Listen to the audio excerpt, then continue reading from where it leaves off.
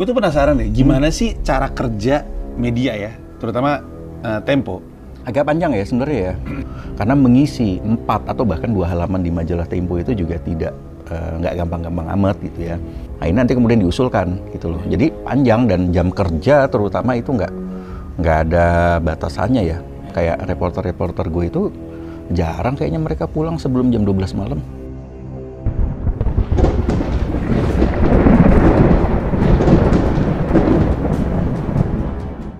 Assalamualaikum warahmatullahi wabarakatuh, Iwan Filah.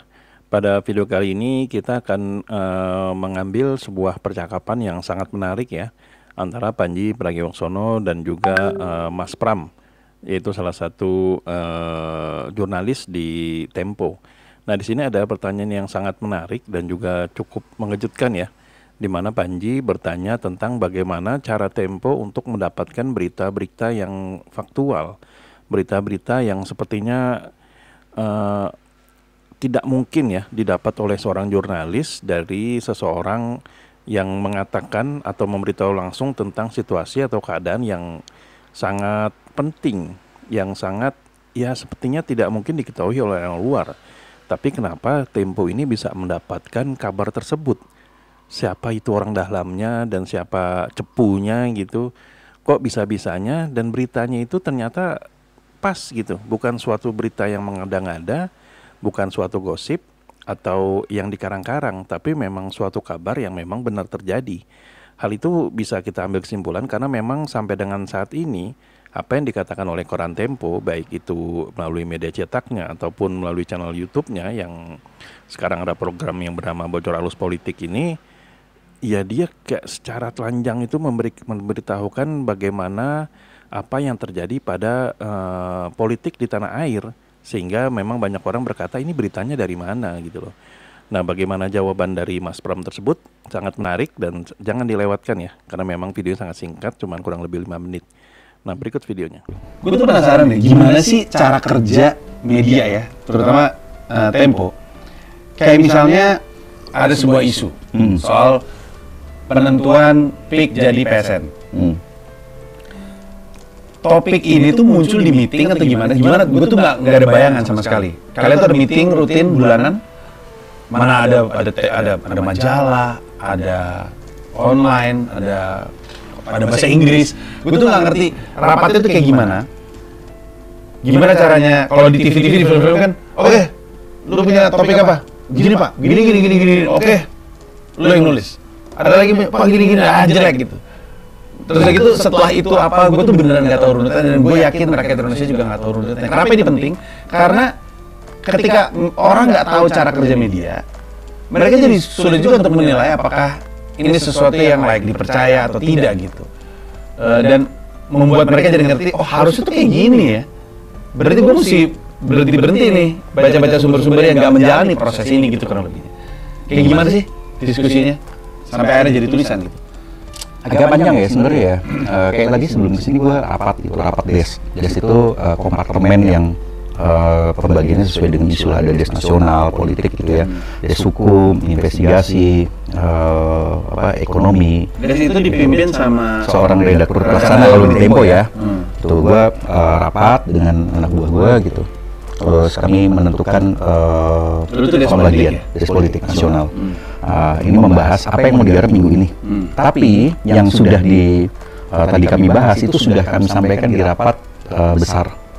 Rapat besar itu semua des kumpul, gitu ya, entah online atau offline, dan di situ kami bahas minggu ini mau main apa atau minggu depan mau main apa, gitu loh. Minggu depan lah, hari Jumat tuh biasanya. Hari Jumat kami sudah rapat, minggu depan akan main nasional, akan main soal misalnya pilkada gitu. Nah investigasi masih agak lama, tapi memberitahukan perkembangannya seperti apa. Ekonomi mau main soal apa gitu, itu hari Jumat. Hari Senin kami rapat des untuk mastiin ini masih oke nggak kalau kita mengejar ini yang sudah disampaikan di hari Jumat. Oke, hari Selasa kami rapat untuk menentukan laporan utama untuk majalah Tempo apa. Gitu. Ini untuk majalah ya. Kalau harian itu setiap hari ada rapat. Kayak begitu tapi harian. Harian, betul. Setiap jam 3 atau jam 4 sore gitu. Suka-suka bos gua aja mau jam 3 atau jam 4 gitu kan. Nah, habis itu apa namanya, sudah diputuskan kalau harian besok yang laporan utamanya semacam ini gitu.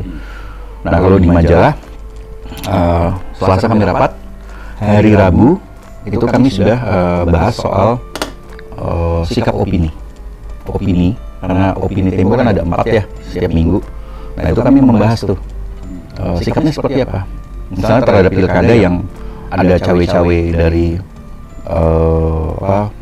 penegak hukum. Nah itu sikapnya seperti apa, KPK yang digembosin gitu, atau pimpinan baru KPK kira-kira sikapnya seperti apa. Itu yang kami bahas untuk sikapnya. Begitu terus siklusnya, Jumat kami sudah rapat lagi untuk yang baru gitu. Tapi ada juga rapat lain kalau gue di des gue, kayak tadi pagi kan rapat nih, pagi rapat, nanti Rabu gue rapat lagi. Selasa mereka nyetor bahan, checking bahan gitu ya istilahnya ya. Hari Rabu rapat lagi, pantau apa perkembangannya, apa yang kemudian harus dikejar gitu. Hari Kamis kami rapat alur, bahas perkembangan terakhir dan alur tulisannya kira-kira akan seperti apa. Karena mengisi 4 atau bahkan 2 halaman di majalah Tempo itu juga tidak nggak gampang-gampang amat gitu ya. Dan itulah fungsinya kami kemudian mengadakan rapat alur, membahas alur gitu. Sama hari Kamis itu kami rapat juga sekalian untuk memastikan minggu depan mau main apa. Nah itu kurang lebih siklusnya seperti itu kalau di Tempo. Gua nggak tahu kalau media lain. Berarti sebenarnya proses untuk pengumpulan informasi, wawancara termasuk itu rada mepet ya? Enggak juga sih sebenarnya. Kadang-kadang kan ada bahan-bahan yang gue misalnya wawancara nih sama siapa ya, katakanlah politikus X gitu ya. Dari dia kan bisa dapat informasi banyak nih, bukan hanya topik yang dikejar minggu ini, tapi apa kira-kira yang bisa dikejar untuk pekan depan, informasi awal. Nah ini nanti kemudian diusulkan gitu loh. Jadi panjang, dan jam kerja terutama itu nggak ada batasannya ya. Kayak reporter gue itu jarang kayaknya mereka pulang sebelum jam 12 malam gitu. Kalau gue perhatikan ya kan komunikasinya di grup WhatsApp terus gitu. Gitu. Oke, jadi sekarang masyarakat punya gambaran utuh soal rumitnya proses yang dilalui untuk sampai sebuah tulisan. Tentu itu belum masuk perdebatannya ya. Betul. Gua hari Kamis itu biasanya udah ngomong, ini sudah terverifikasi belum? Ini berapa sumber? Udah lu cek belum? Gitu loh. Karena kalau enggak, kalau cuman katanya ya berat gitu loh. Karena juga kredibilitas medianya kan. Iya. Ya itulah tadi baru saja kita dengar bagaimana alur dan cara kerja dari Koran Tempo untuk mendapatkan satu berita yang utuh ya. Nah di sini memang kita bisa mendengar bagaimana rumitnya untuk menjadi seorang jurnalis. Karena memang berita yang ditampilkan itu bukan hanya sekadar kata-katanya, tapi harus sudah terverifikasi dari orang yang bersangkutan.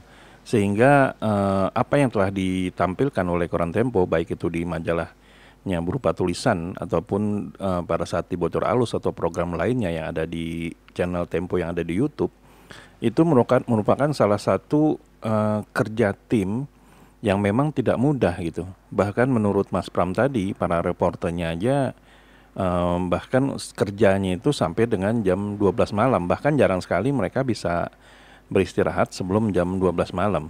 Nah ini tentu saja menjadi salah satu berita untuk kita semua, bahwa memang terutama bagi kita penikmat berita-berita yang ada di Koran Tempo ya, bahwa mereka memang sampai sebegitunya faktualnya, sebegitunya lurusnya, sampai dengan harus diverifikasi terlebih dahulu. Sehingga di sini bisa kita bedakan mana Koran Tempo dan mana majalah gosip gitu. Karena memang gosip itu tidak bisa dikatakan terverifikasi, bahkan lebih banyak kabar burungnya ya. Sehingga bisa dibedakan antara mana tabloid infotainment dan mana tabloid yang memuat berita-berita yang sangat penting. Nah jadi itulah penjelasan dari Mas Pram mengenai begitu rumitnya untuk bisa mendapatkan satu berita yang utuh dan memang faktual gitu. Nah semoga apa yang telah kita dengar tadi bisa memberikan kita rasa hormat kepada mereka dalam menyajikan berita-berita yang memang kita butuhkan, atau masyarakat Indonesia yang membutuhkan hal tersebut. Karena memang kalau kita mendengar dari para politisi ataupun dari siapapun, kadang-kadang beritanya itu ada yang dihilangkan dan ada yang dinaikkan gitu. Nah berbeda dengan para jurnalis yang memang tidak memiliki suatu kepentingan apapun ya. dan terutama salah satunya adalah yang masih bisa dipercaya sampai dengan saat ini adalah Tempo Group. Nah, jadi sampai di sini dulu Eden Project. Bila memang ada yang ingin disampaikan atau memang ada yang ingin menyanggah apa yang disampaikan oleh Mas Pram, tuliskan aja di kolom komentar ya. Bila memang kami ada salah kata, kami mohon maaf. Wabillahi taufik wal hidayah. Wassalamualaikum warahmatullahi wabarakatuh.